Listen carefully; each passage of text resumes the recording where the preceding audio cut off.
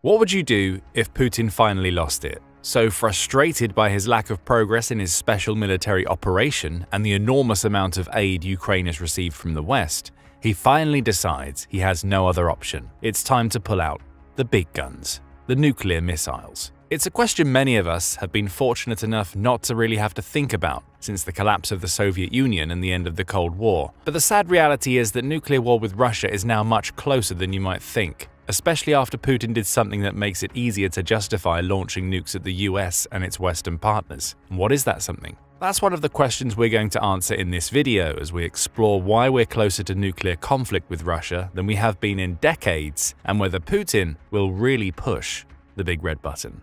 Rattling the nuclear saber is something that Putin has done plenty of during the war against Ukraine. Threats of a nuclear war drawing closer have been rife, especially when Putin talks through the mouths of the likes of Dmitry Medvedev. The deputy chairman of Russia's Security Council has more than once made the nuclear threat, including an instance in March 2023 when he said a nuclear apocalypse was coming into view. However, those threats were just that. Calculated coercions Russia was trying to use to dissuade the West from crossing its many red lines in the war. As the Carnegie Endowment for International Peace points out, this type of dangerous nuclear rhetoric has been coming out of the Kremlin since February 2022. The use of tactical nuclear weapons inside Ukraine has been mentioned multiple times. Back in April 2022, Putin's administration was warning of potentially deploying nuclear and hypersonic weapons if Sweden and Finland join NATO. Both are now members of the Collective Defense Organization. Russia didn't respond by sending nuclear weapons the West's way. It's this talk followed by a lack of action that leads many commentators to suggest that Putin was employing little more than cheap threats to get his way in Ukraine. Threatening to use nuclear weapons and actually using them are two very, very different things, this camp would argue. So far, any threats of using nukes appear to have been bluffs by Russia's leader, all designed to help him get his way in Ukraine. But that has all changed, and that brings us to the something we mentioned earlier. On November 19th, several media outlets reported on a significant change to Russia's approach to its nuclear arsenal that has brought the world closer to nuclear war than it's been since the Cold War. AP News was among the first to report the changes. It says that Putin has officially lowered the threshold for Russia to use its nuclear weapons by implementing a new doctrine that makes it easier for Putin to give the okay. The key takeaway from these amendments is that Russia has now permitted itself to use nuclear weapons if it feels its sovereignty is being threatened by a joint attack from a non-nuclear nation and its nuclear partners. Specifically, the participation or support of a nuclear power in any strike on Russian territory will now be seen as a joint attack on the Russian Federation. Notably, Putin has also extended the protection that Russia's doctrine provides to Belarus, acting as though he's making that commitment per the Union State Agreement the two nations signed in 1999. Roughly translated, this change means only one thing. Russia could target the United States with nuclear weapons for supporting Ukraine. After all, the US is a partner to Ukraine and has been providing weapons to the country to use to defend itself against Russia. The same goes for France and the UK. Both are nuclear powers that deliver aid to Ukraine. However, the change in Russia's nuclear doctrine has come so far into the Ukraine war, not because these nations support Ukraine in defending itself, but because they've done something to anger Putin. They've allowed Ukraine to use weapons they provide on Russian territory. Specifically, the formalization of Putin's new nuclear doctrine can be traced back to 6 letters. ATACMS. ATACMS. Just days before Russia made its doctrine change, the United States finally granted Ukraine permission to use its long-range ATACMS missiles inside Russia. Ukraine quickly put that new permission to good use, firing off 8 of the American-made missiles at the ammunition depot in the Russian oblast of Bryansk on November 19th, mere hours after Putin made his nuclear changes official. The ATACMS attack marked the 1,000-day anniversary of Russia's invasion of Ukraine, and it was intended to send a clear message to Putin: we can now hit you with powerful missiles inside Russia. Putin anticipated this. Reports of President Joe Biden's decision to reverse his long-standing policy of not allowing Ukraine to use American-made missiles had circulated just a couple of days before Ukraine's strike, and it's now clear to see that Russia approved its new nuclear doctrine as a direct response to that policy turnaround. That's what the mentions of joint attacks and threats to Russia's existence through conventional weapons are for. The doctrine is a warning to the United States that allowing Ukraine to use its powerful missiles against Russia could now be grounds for a nuclear response. In one sweep of a pen, Putin has just plunged the world closer to nuclear annihilation. However, it's important to point out that Russia's new nuclear doctrine doesn't actually come as too much of a surprise. Putin first tabled his proposed amendments in September 2024, with the news from November merely telling us that the amendments have been made official. US State Department spokesman Matthew Miller said, "I'm unfortunately not surprised by the comments the Kremlin has made around the publication of this new, revised document. The US knew the amendments were in the works, with Putin likely waiting until the US gave him a reason to sign the new doctrine into law." Miller says that the change is just another example of how Russia seeks to coerce and intimidate both Ukraine and other countries around the world through irresponsible nuclear rhetoric and behavior. For its part, the US isn't planning to make any changes to its own nuclear doctrine. Neither is the UK. British Prime Minister Keir Starmer was quick to decry Putin's move as well, pointing out that the irresponsible rhetoric coming from Russia wasn't going to stop Britain from supporting Ukraine. Nevertheless, Russia's doctrine changes signal a huge shift in the war. For the first time, Putin has permitted himself to strike at both Ukraine and its Western allies with nuclear warheads if he feels Russia is under threat. He's essentially telling the West that allowing Ukraine to use its weapons on its territory constitutes the type of joint attack that would give him an excuse to use nuclear weapons. The November 2024 nuclear doctrine changes aren't the first that Russia has made under Putin. For instance, the country released a military doctrine in 2010 that seemed to go in the opposite direction of this new version. That 2010 doctrine stated that Russia would only resort to nuclear weapons in two circumstances: the use of weapons of mass destruction against it or its allies, or when facing a conventional weapon threat so severe that it threatened Russia's existence.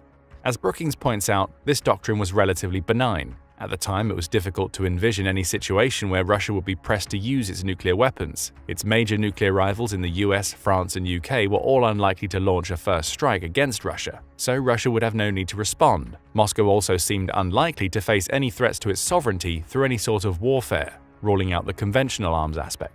The doctrine boiled down to Russia only using nukes if it faced an assault on its sovereignty. Another change came in 2020 when Russia published a document named On Basic Principles of State Policy of the Russian Federation on Nuclear Deterrence. Again, the doctrine change wasn't seen as a particularly big deal. Moscow made a couple of amendments.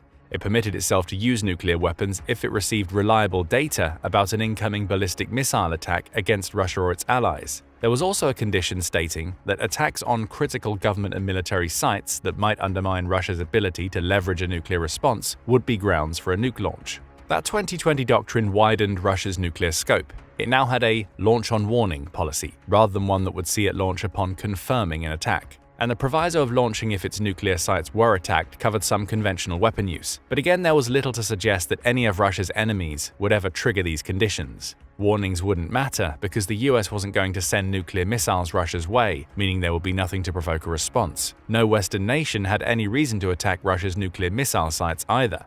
An expanding of scope perhaps, but the 2020 doctrine change didn't represent much of a threat. Then came February 2022. And the launch of Putin's special military operation. Putin's assault on Ukraine was meant to last 3 days, resulting in Russia taking Kyiv and absorbing Ukraine into the Russian Federation. It should have been like Russia's 2014 annexation of Crimea, a quick fight that led to a Russian victory. If that had happened, we may not be talking about Putin's change in nuclear doctrine right now. He would have gotten what he wanted, and the West would certainly not have invaded the new Russian-owned Ukraine to take the territory back. But that's not how things worked out for Putin. Ukraine put up far more of a defense than he expected, leading to his initial invasion stalling, and when aid started pouring in from Western countries in the form of weapons and ammunition, Putin found himself fighting what he believes is a proxy war against the United States and NATO.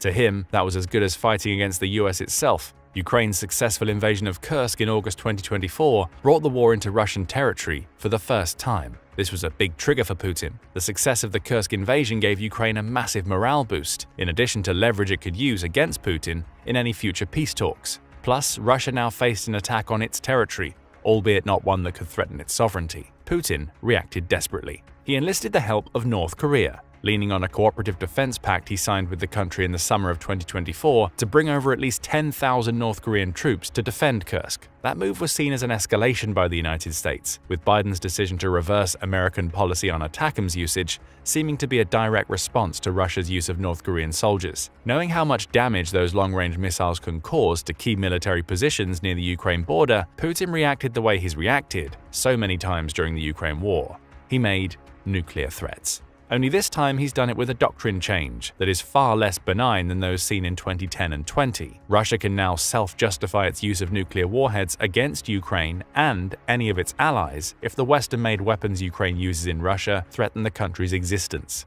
So we come to a question: does all of this mean that we are edging closer to nuclear war with Russia? That's a difficult question to answer without considering the reasons why Putin made the doctrine changes in the first place. We've already covered one of those reasons. He fears America's ATACMS and may see the use of those missiles as a threat to Russia. That would explain the joint attack aspects of the new doctrine. Putin is trying to send a warning to the United States in yet another bout of the intimidation tactics he's been using for nearly 3 years. The rhetoric coming out of Russia in the wake of the doctrine change certainly suggests that intimidation is on the agenda. Reuters reports that Russia's Foreign Minister Sergei Lavrov is claiming that the use of ATACMS missiles is a surefire sign that the US is more directly assisting Ukraine. He claims that those weapons can't be used without American data and personnel, adding that Russia will be taking this as a qualitatively new phase of the Western war against Russia and will react accordingly. Lavrov's words were reinforced by Russia's Deputy Foreign Minister Sergei Rybakov. He claims that the danger of a direct armed clash between nuclear powers cannot be underestimated,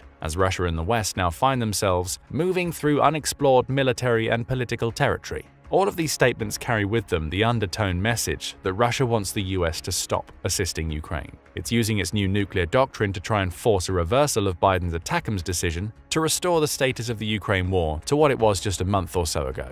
Therein we find another potential reason why Putin has rubber-stamped Russia's new nuclear doctrine. He's getting desperate. We already see this in his decision to ally himself directly with North Korea. Yeah, Russia gets over 10,000 troops from that defensive pact. It's also received at least 100 KN-23 and KN-24 ballistic missiles from North Korea. The first of those weapons arriving in Russia 2023, according to Ukraine. But formalizing a collective defense alliance means Russia has to deliver something in return to North Korea.